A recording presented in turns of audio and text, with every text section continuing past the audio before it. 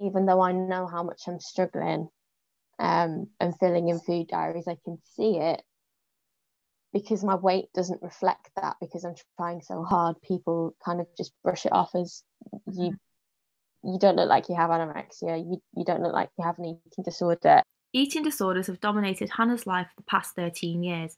She has faced difficulties being diagnosed and getting treatment, often told her weight was not low enough. I've been diagnosed with bulimia in the past. I've also been diagnosed with OSFED, and I've also been diagnosed with anorexia. And kind of the determining factor on what I've been diagnosed with has just been my weight. So my eating disorder has kind of stayed constant all the way through in terms of my symptoms. The only one that's changed has kind of been my weight. Body mass index, or BMI, is used to diagnose and decide speed of treatment. It is measured using a simple formula: weight in kilograms divided by height meters squared. A healthy BMI range is from 18.5 to 24.9. Referral to eating disorder services are supposedly given if your BMI is under 17.5. This is the criteria for anorexia nervosa diagnosis. But the reality is, lack of hospital beds mean that some wards only accept patients with a BMI of under 14.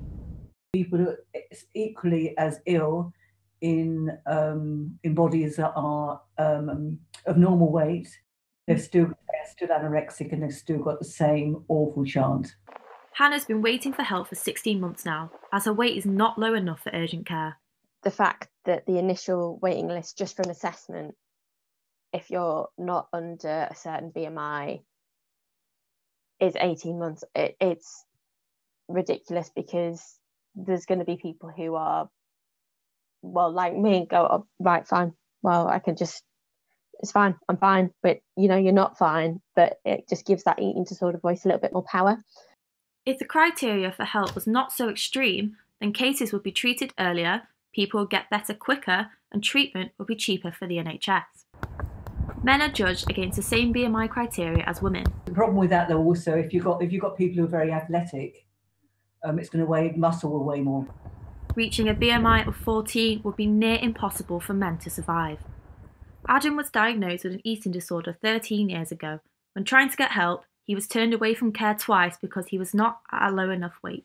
You're not emaciated, so you don't have an eating disorder. And even at my worst, I didn't look that bad. My weight only just went into what you call the being a bit of danger category. I've nearly been hospitalized when my weight has been normal. An eating disorder isn't just someone that's underweight, it's someone that's underweight, normal weight, overweight, clinically obese. It doesn't matter what BMI you are. It's about your thoughts, your feelings around food, your body, exercise, and that is an eating disorder. Many are asking the question, why should sufferers have to be that poorly to be allowed treatment?